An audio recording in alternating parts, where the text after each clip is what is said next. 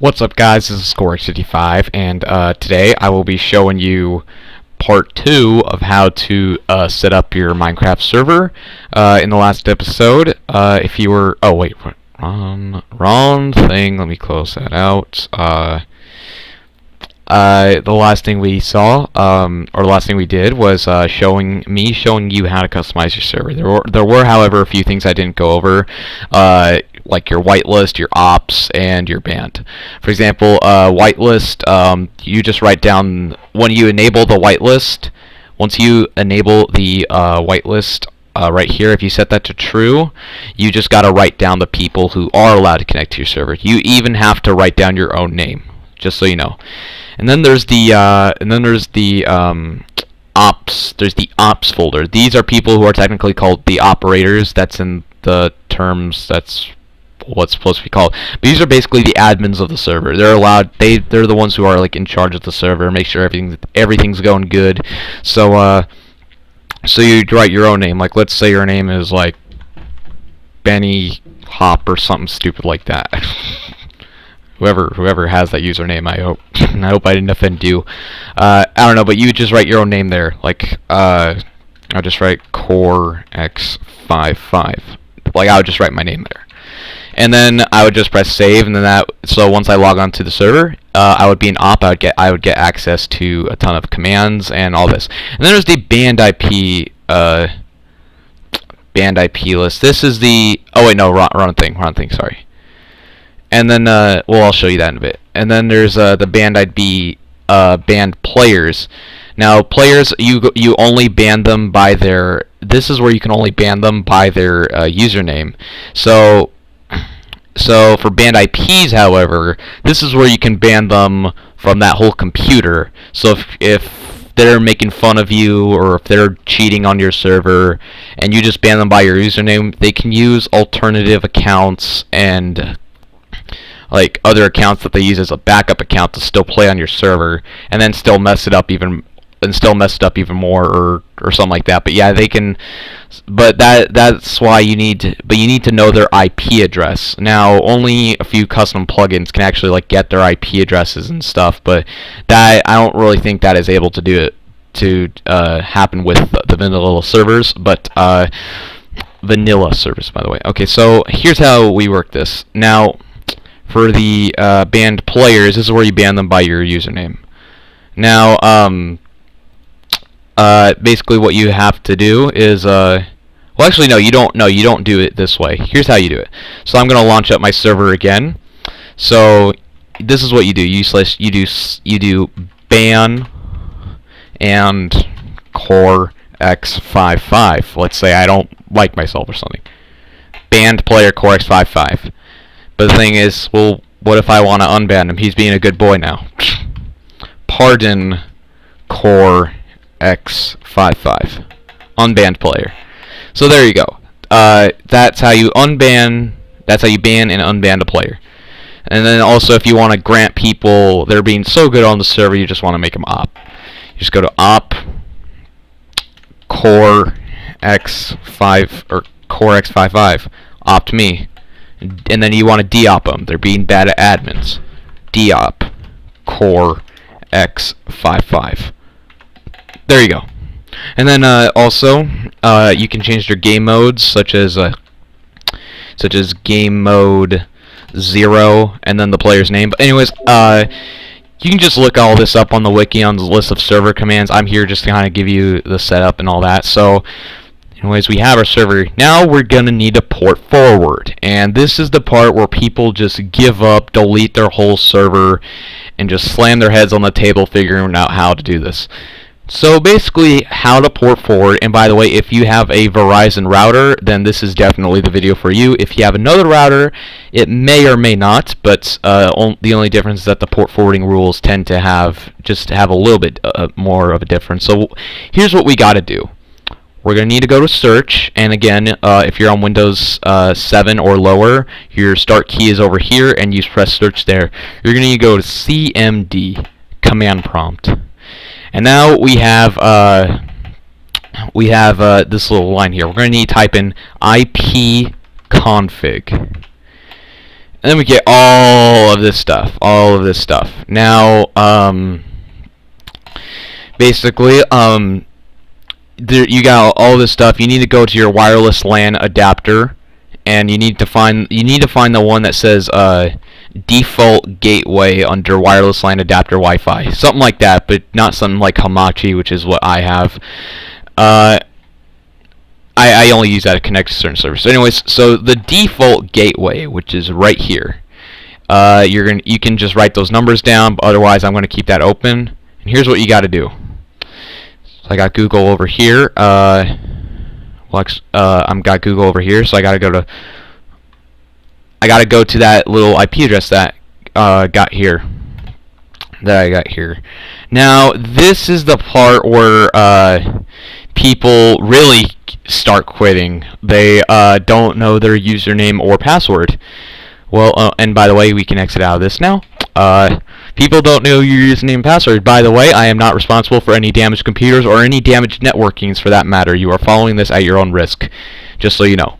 So now, this is where things get tricky.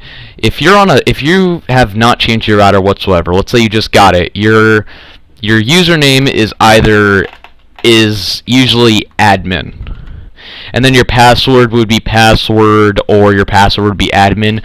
If you go and look at your router right now, there should be a username and then your password code, and then you press OK. Now the thing is, for me, as a custom user, I have my own username, and then you just type in your password here, and then here you are. If you're a Verizon guy, this is what your thing looks like. Anyways, so now here's what we gotta do. You might have the quick links here, or but anyways, we're just gonna go to the quick links here for port forwarding. Now, and then here's the thing. We gotta select. We have to select which computer we're porting from. Now I need to go here, and because that's my computer. So this shows like all my ports and stuff for on my other routers, probably like my broadband and like Xbox and stuff, but that's what it'll show for you guys as well. So now we need to go to application for forward, and we need to go to custom ports. And so now just go to set this to both, and the port that we had for our thing was 25565. So we need to port this. So basically what we need to do is enter 25565, and then you'd press apply. Now the thing is, I'm not going to press apply because all it does is just enable the port. And then if you scroll down, and if you search for port 5565, like this is for, here we go, 25565, and that means it's ported. And if you want to disable the port for any reason, you can just I think, yeah, so you can just, well actually no, this is for deleting, but you can just use this to like disable it, and this is to like permanently delete the port. But yeah, so that's basically how you port forward. Now you can just once you have done that, you can just exit out of your router web page or whatever. And now here's the next step you got to do. You got to go to Google, and you got to type in what is my IP. Now the thing is, it will show at the very top. This is the IP address that you got to tell your friends to so they can connect onto your server. I will not show my IP address, as my server is planned to be a private server. So what you're gonna need to do now is just go here. I'm just gonna go to my Forge profile, and alright, so it's just loading up Minecraft. So now if I just go here, here's what we got to do. I'm going to add a server, and then I'll just name it my my server. Now, and then you type in the IP address that Google gave you. And you just type it in here, and then you press done, and you should be able to hide the address. Now I'm going to go to hide address. And okay, well, I don't know if this works, but whatever. But then I can, me as my own person, since this is a server on my own computer, what I can do is just type in localhost. I believe that's how you do it. Okay, so now I'm just going to go to my server. This is to turn your server on, make sure it's up and running. Just type this in. Skipping tile entity, ID TF2 teleporter mod. Whoa, I did not install mods to this. Oh yeah, that's because I don't know why that's going, but don't worry, your thing is done. That's my stupid mods and all that's doing.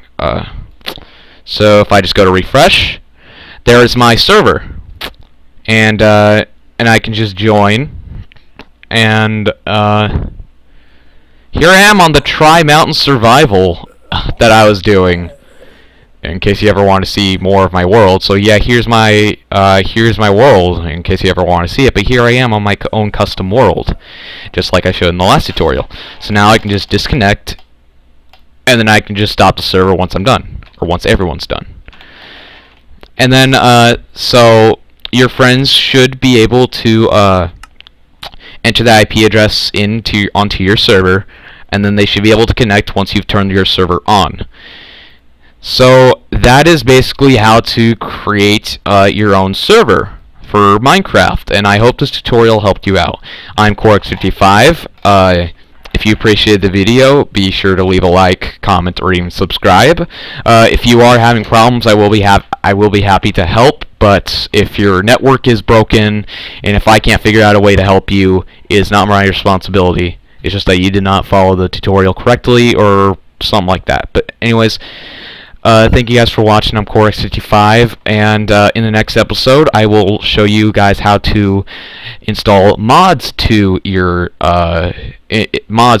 server.